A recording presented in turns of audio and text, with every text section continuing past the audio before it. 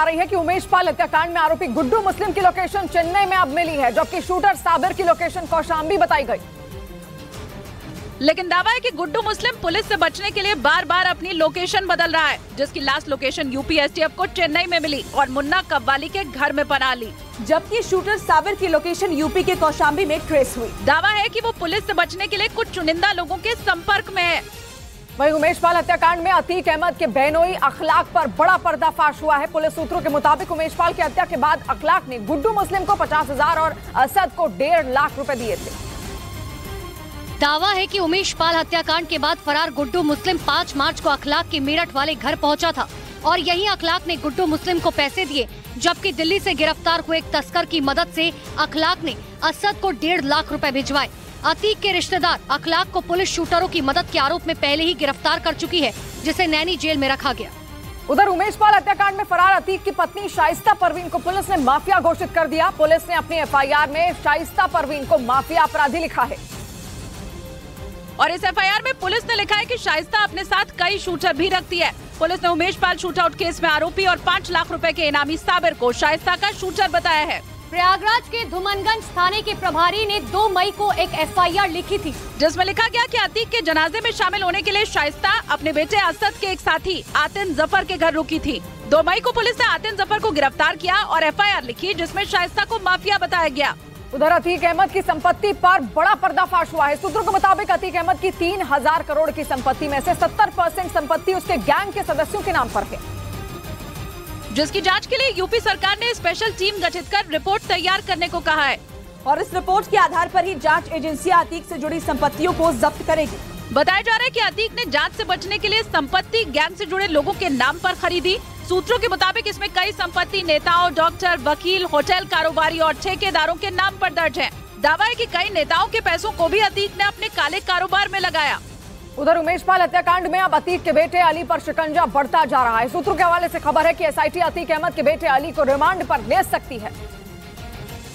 Police सूत्रों के मुताबिक उमेश पाल हत्याकांड की साजिश में अली से पूछताछ में कई अहम जानकारी मिली है। इसी को आधार मानकर एसआईटी अली को रिमांड पर लेने की तैयारी कर रही है। एसआईटी जल्द ही रिमांड पर लेने के लिए अर्जी दाखिल कर सकती है। सूत्रों के मुताबिक उमेश पाल की हत्या से ठीक पहले नैनी जेल में शूटर गुलाम, साबिर और गुड्डू मुस्लिम ने अपने आप को अली का दोस्त बताकर उससे जेल में मुलाकात की थी। अली अभी प्रयागराज की नैनी जेल में बंद है। वहीं सूत्रों के मुताबिक इस मुलाकात में शूटरों ने नैनी जेल में ही अली से मिलकर उमेश पाल की हत्या का प्लान तैयार किया था और अली के ही डायरेक्शन पर उमेश पाल हत्याकांड को अंजाम दिया गया। उधर अतीक के राजदार वकील खान सौलत हनीफ से पुलिस कस्टडी में पूछताछ के दौरान अली से जुड़ी कई अहम जानकारियां मिली हैं। बताया जा रहा है कि अली नैनी जेल से अपने गैंग के गुर्गों के संपर्क में था। अली अतीक के 5 बेटों में दूसरे नंबर का है।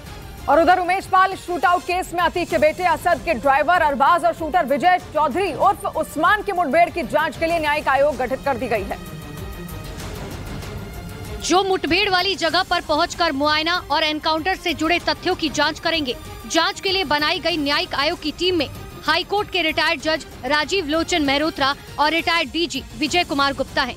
27 फरवरी को क्राइम ब्रांच और धुमनगंज पुलिस ने नेहरू पार्क में हुई मुठभेड़ में अरबाज को ढेर कर दिया था, जबकि 6 मार्च को कौंधियारा थाना इलाके में शूटर विजय चौधरी उर्फ उस्मान एनकाउंटर में मारा गया था।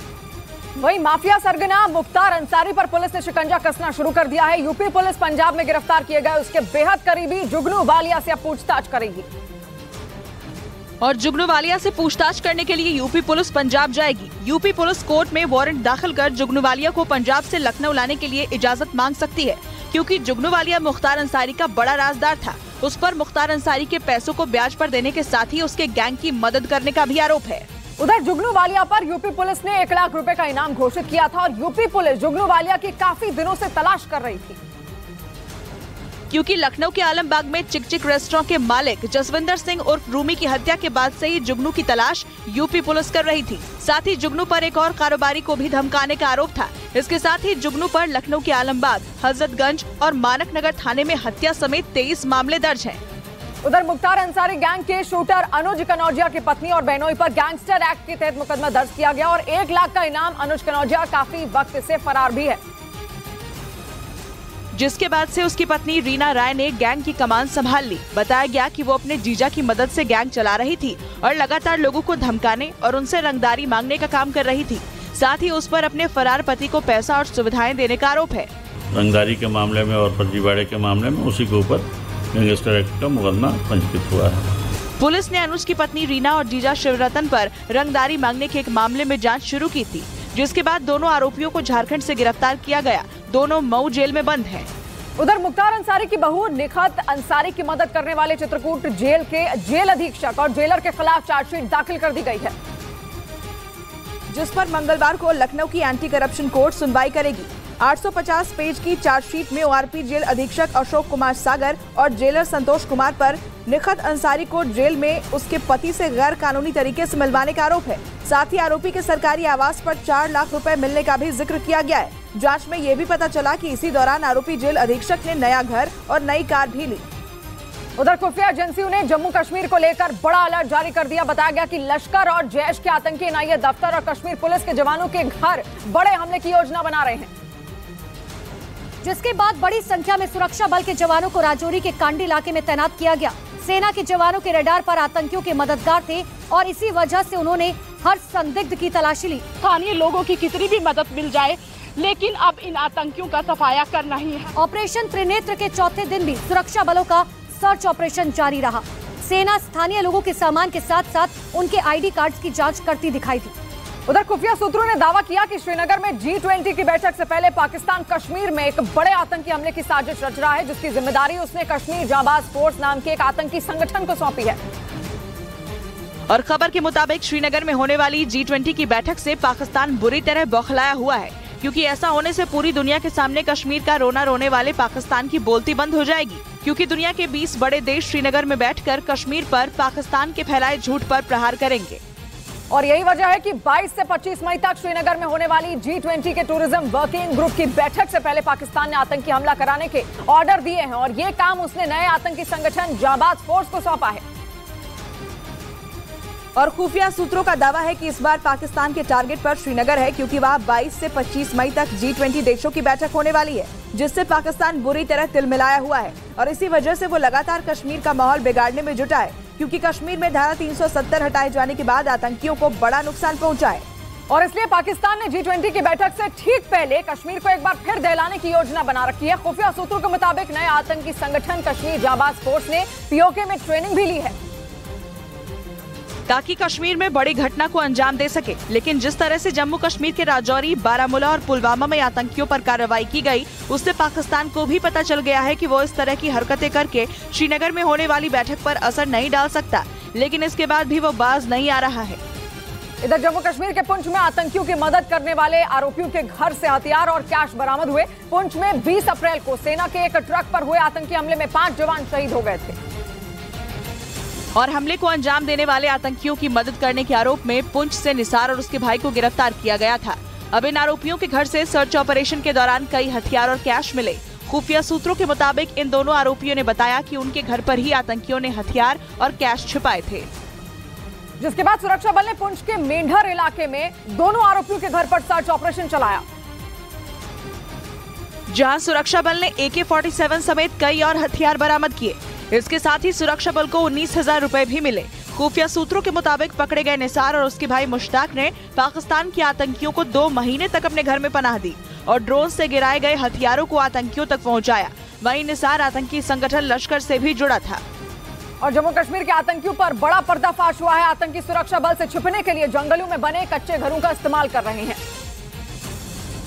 ताकि वो ड्रोन से भी बच सके और सुरक्षा बल की भी उन पर नजर ना पड़े, क्योंकि ये घर जंगलों के बीच में होते हैं और इन्हें ढूंढना बेहद मुश्किल होता है। ऐसे में आतंकी इन कच्चे घरों में आराम से छिप सकते हैं। वो खाना बदोश लोगों के कच्चे घरों में भी घुसकर कुछ दिन रहते हैं और पहाड़ों पर बने ये कच्चे घर खाना बदोश लोगों के होते हैं, जो ज्यादातर खाली रहते हैं और इन घरों का इस्तेमाल आतंकी रहने के लिए करते हैं। लिहाजा सेना वैसे घरों में भी सर्च ऑपरेशन चला सकती है, क्योंकि पिछले कुछ दिनों में जम्मू कश्मीर के पुंछ और बारामूला और राजौरी में सेना पर आतंकी हमले हुए हैं और सुरक्षा बलों को आशंका है कि आतंकी हमले के बाद ये आतंकी कच्चे घरों और गुफाओं में छिपे हो सकते हैं।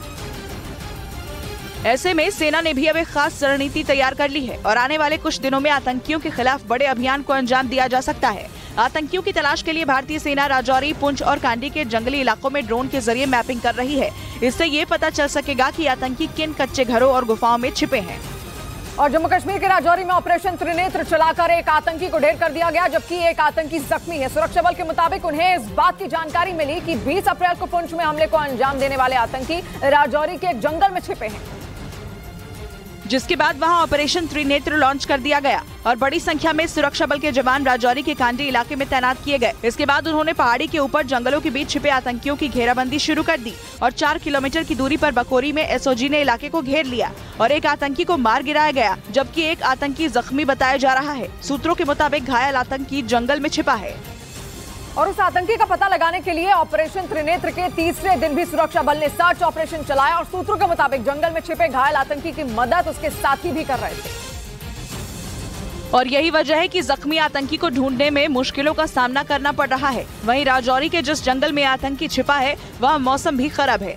इसके साथ ही जंगल के घने होने की वजह से आतंकी के सही लोकेशन के बारे में जानकारी नहीं मिल पा रही है।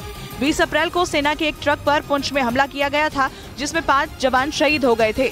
तभी से सुरक्षा बल ने जम्मू कश्मीर में बड़ा सर्च ऑपरेशन चला रखा है और कहा जा रहा है कि ऐसे ही एक ऑपरेशन के दौरान 3 मई को राजौरी में छिपे आतंकियों का पता चला था।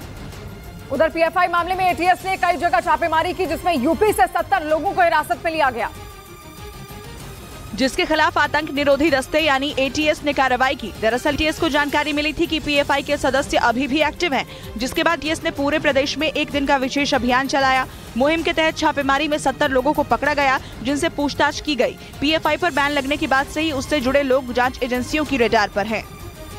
और अब देखते हैं कर्नाटक चुनाव से पहले बीजेपी अध्यक्ष जेपी नड्डा